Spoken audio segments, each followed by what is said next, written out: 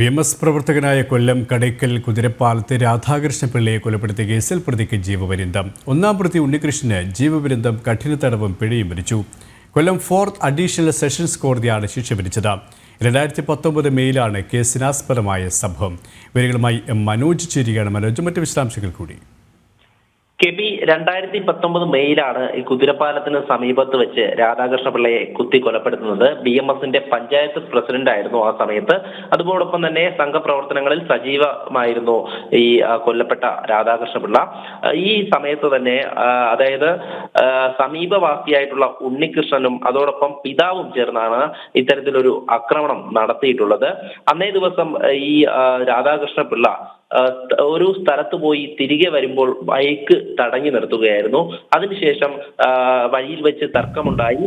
പിന്നീട് വീണ്ടും വീട്ടിൽ പോയി ഭാര്യയുമായി തിരിച്ചു വന്ന രാധാകൃഷ്ണ പിള്ളയെയാണ് ഈ ഒന്നാം പ്രതിയും അതോടൊപ്പം പിതാവും ചേർന്ന് പിടിച്ചുവെച്ച് കത്തി കൊണ്ട് കുത്തി കൊലപ്പെടുത്തിയത്. ഈ ഭാര്യയുടെ മുൻപിൽ വെച്ചായിരുന്നു ഇത്തരത്തിൽ ആക്രമണം നടത്തിയത്.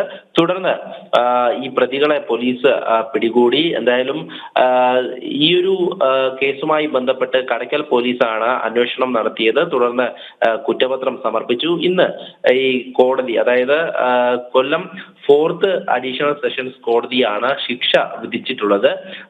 ഈ ഒന്നാം പ്രതിയായിട്ടുള്ള ഉണ്ണികൃഷ്ണന് ജീവപര്യന്തം തടവും അതോടൊപ്പം പിഴയും വിധിച്ചിട്ടുണ്ട്. അതോടൊപ്പം തന്നെ രണ്ടാം പ്രതി ആയിട്ടുള്ള ഈ ഉണ്ണികൃഷ്ണന്റെ പിതാവ് ശശിധരൻ പിള്ള കേസുമായി ബന്ധപ്പെട്ട് തെളിവില്ല എന്നുള്ള അടിസ്ഥാനത്തിൽ വെറുതെ വിടുകയാണ് ഉണ്ടായത് കോടതി.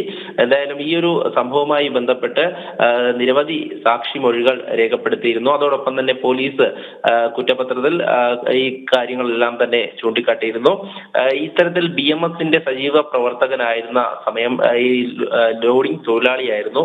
ആ സമയത്താണ് ഇങ്ങനെ ഒരു കൊലപാതകം ഉണ്ടാകുന്നത്.